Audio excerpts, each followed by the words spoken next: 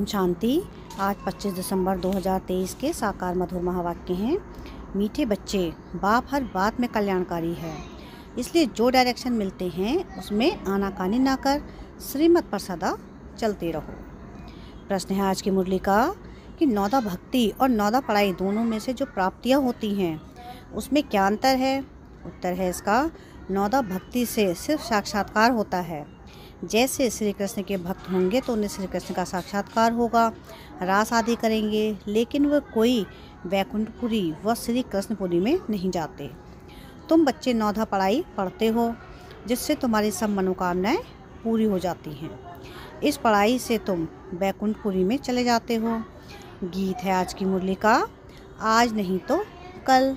ओम शांति। यह किसने कहा कि घर चल। किसका बच्चा रूठ कर चला जाता है तो मित्र संबंधी आदि उनके पिछाड़ी जाते हैं, कहते हैं रूठे क्यों हो, अब चलो घर। यह भी बेहद का बाप आकर सब बच्चों को कहते हैं कि बाप भी है, दादा भी है, जिस्मानी भी है तो रूहानी भी है। कहते हैं हे बच्चे अब घर चलो, रात पूरी हुई है, अब दिन होता है। यह हो गई ज्ञान की बातें, ब्रह्मा की रात और ब्रह्मा का दिन। यह किसने समझाया। बाप बैठ ब्रह्मा और ब्रह्मा कुमार कुमारियों को समझाते हैं। आधा कल्प है रात, अर्थात पतित रावण राज्य अथवा भ्रष्टाचारी राज्य, क्योंकि आसुरी मत पर चलते हैं। अब तुम श्रीमत पर हो, श्रीमत भी है इनकॉग्निटो। हम जानते हैं कि आप खुद आते हैं, उनका रूप अलग है, रावण का रूप अलग है। उनको 5 विकार रूपी रावण कहा जाता है। अभी रावण राज्य खल्लास होगा, फिर ईश्वरी राज्य होगा। राम राज्य कहते हैं ना, सीता के राम को नहीं जपते हैं। माला में राम राम जपते हैं ना, वह परमात्मा को याद करते हैं जो सर्व का सद्गति दाता है, उनको ही जपते रहते हैं। राम माना गॉड। माला जब जपते हैं तो कभी कोई व्यक्ति को याद नहीं करेंगे, उनकी बुद्धि में दूसरा कोई आएगा नहीं। तो अब बाप समझाते हैं रात पूरी हुई, यह है कर्म क्षेत्र, स्टेज जहां हम आत्माएं शरीर धारण कर पाठ बजाती हैं। 84 जन्मों का पाठ बजाना है, फिर उनमें वर्ण भी दिखाते हैं, क्योंकि 84 जन्मों का हिसाब भी चाहिए ना, किस किस जन्म में, किस कुल में, किस वर्ण में आते हैं। इसलिए भी विराट रूप भी दिखाया है। पहले पहले है ब्राह्मण, सिर्फ सतयुग की सूर्यवंशी में 84 जन्म हो ना सके, ब्राह्मण कुल में भी 84 जन्म नहीं होते। 84 जन्म तो भिन्न भिन्न नाम रूप देश काल में होते हैं। सतयुग और सतो प्रधान से फिर कलयुग तमो प्रधान में जरूर आना है, उनका भी टाइम दिया जाता है। मनुष्य 84 जन्म कैसे लेते हैं यह भी समझने की बात है। मनुष्य तो समझ नहीं सकते, तब तो बाप कहते हैं कि तुम अपने जन्मों को नहीं जानते हो, मैं बतलाता हूँ। आप समझते हैं कि ड्रामा अनुसार सब भूलना जरूर है। अभी यह संगम युग है, दुनिया तो कहती है कलयुग अभी छोटा बच्चा है। इसको कहा जाता है अज्ञान घोर अंधियारा। जैसे ड्रामा के एक्टर्स को मालूम होता है कि अभी नाटक पूरा होने में 10 मिनट है, यह भी चैतन्य ड्रामा है। यह कब पूरा होता है मनुष्य नहीं जानते, मनुष्य तो घोर अंधियारे में है। बाप कहते हैं कि गुरु गोसाई वेद शास्त्र जप तप आदि से मैं नहीं मिलता हूँ, यह है भक्ति मार्ग की सामग्री। मैं तो अपने समय पर आता हूँ, जब रात से दिन बनाना है अथवा अनेक धर्मों का विनाश कर एक धर्म की स्थापना करनी है। जब सृष्टि चक्र पूरा हो तब तो मैं स्वर्ग की स्थापना करूं, झट बादशाही शुरू होती है। तुम जानते हो हम फिर कोई राजाओं के पास जन्म लेते हैं, फिर आहिस्ते आहिस्ते नई दुनिया बन जाती है। सब कुछ नया बताना पड़ता है। बाबा ने समझाया है कि आत्मा में पढ़ाई के संस्कार व कर्म करने के संस्कार रहते हैं। अब तुम बच्चों को आत्मा अभिमानी बनना चाहिए। मनुष्य है सब देह अभिमानी, जब आत्मा अभिमानी बने तब परमात्मा को याद कर सकें। पहले पहले है आत्माभिमानी बनने की बात। कहते भी हैं कि हम जीवात्मा हैं, यह भी कहते हैं कि आत्मा अविनाशी है, यह शरीर विनाशी है। आत्मा एक शरीर छोड़ दूसरा लेती है, इतना भी कहते हैं, परंतु इस पर चलते नहीं। अभी तुम जानते हो कि आत्मा निराकारी दुनिया से आती है, उसमें अविनाशी पार्ट है। यह बाप बैठ समझाते हैं। पुनर्जन्म लेते हैं, ड्रामा तो हूबहू रिपीट होता है। फिर क्राइस्ट आदि सबको आना पड़ेगा, अपने अपने समय पर आकर धर्म स्थापन करते हैं। तुम्हारा अभी यह संगम युगी ब्राह्मणों का धर्म है, वह है पुजारी ब्राह्मण। तुम हो पूज्य, तुम कभी पूजा नहीं करेंगे, मनुष्य तो पूजा करेंगे। तो बाप समझाते हैं यह कितनी बड़ी पढ़ाई है, कितनी धारणा करनी पड़ती है, विस्तार से धारण करने में नंबरवार हैं। नटसेल में तो समझते हैं बाबा रास्ता है और यह उनकी रचना है। अच्छा, यह तो समझते हो ना कि बाप है, बाप को सब भक्त याद करते हैं। भक्त भी हैं, बच्चे भी हैं। भक्त बाबा कह पुकारते हैं। अगर भक्त भगवान हैं तो फिर बाबा कह किसको पुकारते हैं, यह भी समझते नहीं। अपने को भगवान समझ बैठ जाते हैं। बाबा कहते हैं कि रामानुसार जब ऐसी हालत हो जाती है, भारत बिल्कुल ही लास्ट खाते में चला जाता है, तब बाप आते हैं। भारत जब पुराना हो तब फिर नया बने। नया भारत जब था तो और कोई धर्म नहीं था, उनको स्वर्ग कहा जाता है।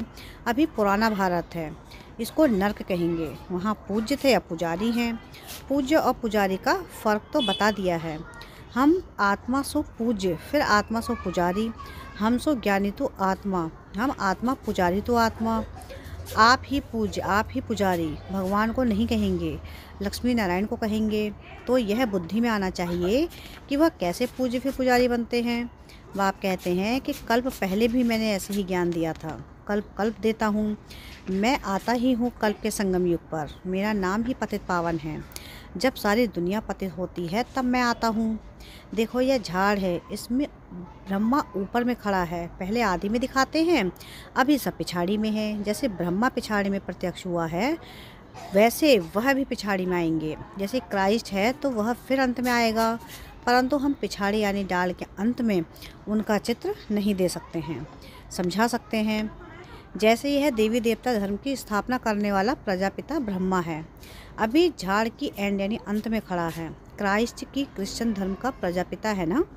जैसे यह प्रजापिता ब्रह्मा, वैसे वो प्रजापिता क्राइस्ट, प्रजापिता बुद्ध, यह सब धर्म की स्थापना करने वाले हैं।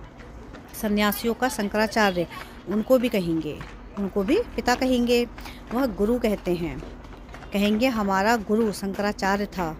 तो यह जो डाल के आदि में खड़े हैं, यह फिर जन्म लेते लेते अंत में आते हैं। अभी सब तमो प्रधान स्टेज में हैं, यह भी आकर समझेंगे। पिछाड़ी में सलाम करने आएंगे ज़रूर। उन्हों को भी कहेंगे बेहद के बाप को याद करो। बेहद का बाप सबके लिए कहते हैं कि देह सहित देह के सब संबंधों को छोड़ो। यह ज्ञान हर एक धर्म वाले के लिए है। सब देह के धर्म छोड़ अपने को अशरीरी समझ बाप को याद करो। जितना याद करेंगे, ज्ञान की धारणा करेंगे, उतना ऊंच पद पाएंगे। कल्प पहले जिसने जितना ज्ञान लिया होगा उतना जरूर आकर लेंगे। तुम बच्चों को कितना फ़खूर रहना चाहिए। हम विश्व के रचयिता बाप के बच्चे हैं। बाप हमको विश्व का मालिक बनाते हैं, राजयोग सिखला रहे हैं। कितनी सहज बात है, परंतु चलते चलते थोड़ी सी बात में संशय आ जाता है। इसको ही माया का तूफान का व परीक्षा कहा जाता है। यह तो बाप कहते ही हैं कि गृहस्थ व्यवहार में रहना है। सबको घर बार छुड़ा दूँ तो सब यहाँ बैठ जाएं। व्यवहार में भी पास करना है, फिर समय पर सर्विस में लग जाएंगे। जिन्होंने धंधे आदि को छोड़ा है, उन्हों को फिर सर्विस में लगाते हैं। तो कोई बिगड़ पड़ते हैं, कोई तो समझते हैं श्रीमत में कल्याण है। श्रीमत पर जरूर चलना ही है, डायरेक्शन मिला है, उसमें फिर आनाकानी नहीं करनी चाहिए। बाप हर बात में कल्याणकारी है। माया बड़ी चंचल है। बहुत हैं जो समझते हैं ऐसे करने से तो कोई धंधा आदि करे, कोई समझते हैं शादी करें। बुद्धि चक्र खाती रहती है, फिर पढ़ाई को छोड़ देते हैं। कोई तो बाप से गारंटी करते हैं हम श्रीमत पर जरूर चलेंगे, वह है आसुरी मत। यह है ईश्वरीय मत। आसुरी मत पर चलने से बहुत बड़ी सजाएं खाते हैं। उन्होंने फिर गरुड़ पुराण में डराने की रोचक बातें लिख दी हैं, जिससे जास्ती पाप ना करें, परंतु फिर भी सुधरते थोड़ी ही हैं। यह सब बाप समझाते हैं कि ज्ञान का सागर कोई मनुष्य नहीं हो सकता।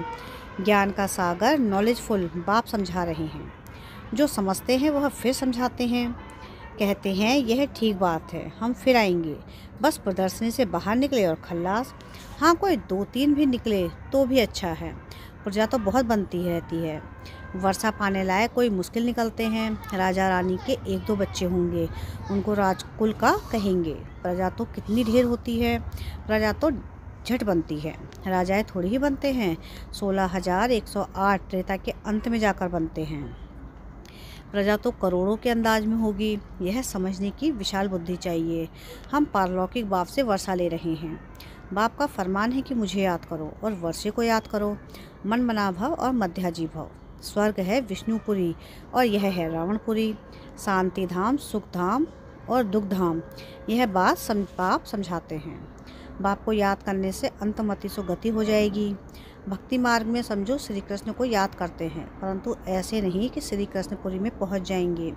नहीं, करके श्री कृष्णपुरी में आकर ध्यान में रास आदि करके लौटेंगे। वह है नौदा भक्ति का प्रभाव, जिससे उनको साक्षात्कार हो जाता है, मनोकामना पूरी होती है। बाकी सतयुग तो सतयुग है, वहाँ जाने के लिए फिर नौदा भक्ति चाहिए। नौदा भक्ति नहीं, पढ़ते रहो, मुरली जरूर पढ़नी चाहिए। सेंटर में ज़रूर जाना है, नहीं तो मुरली लेकर घर में ज़रूर पढ़ो। कोई को कहा जाता है कि सेंटर जाओ, हर एक के लिए अलग अलग है, सबके लिए एक बात नहीं हो सकती। ऐसे नहीं, बाबा कहते हैं दृष्टि देकर खाओ तो बस, परंतु बाबा कहते हैं लाचारी हालत में और कुछ नहीं कर सकते हो तो दृष्टि देकर खाओ। बाकी सबके लिए थोड़े ही बाबा कहेंगे। जैसे बाबा कोई को कहते हैं कि बाइस्कोप में भले जाओ, परंतु यह सबके लिए नहीं है। कोई के साथ जाना पड़ता है तो उन्हें भी नॉलेज देनी है। यह हद का नाटक है, यह बेहद का नाटक है, तो सर्विस करनी पड़े। ऐसे नहीं कि सिर्फ देखने के लिए जाना है, शमशान में भी जाकर सर्विस करना है। अच्छा, मीठे मीठे सिकलधे बच्चों प्रति माता पिता बाप दादा का याद प्यार और गुड मॉर्निंग। रूहानी बाप की रूहानी बच्चों को नमस्ते। हम रूहानी बच्चों की रूहानी बाप दादा को याद प्यार, गुड मॉर्निंग और नमस्ते। शुक्रिया प्यारे बाबा, शुक्रिया। धारणा के लिए मुख्य सार है। सार की पहली पॉइंट है कि बाप की हर बात में कल्याण है। यह समझ निश्चय बुद्धि होकर चलना है, कभी भी संशय में नहीं आना है। श्रीमत को यथार्थ रीति समझना है। सेकंड पॉइंट है कि आत्मा अभिमानी रहने का अभ्यास करना है। ड्रामा में हर एक्टर का अनादि पार्ट है, इसलिए साक्षी हो देखने का अभ्यास करना है। वरदान है आज की मुरली का कि सदा सेफ्टी की लकीर के अंदर परमात्मा छत्रछाया का अनुभव करने वाले मायाजीत भव। बाप और आप यही सेफ्टी की लकीर है। यह लकीर ही परमात्मा छत्रछाया है। जो इस छत्रछाया की लकीर के अंदर हैं, उसके पास माया आने की हिम्मत भी नहीं रख सकती।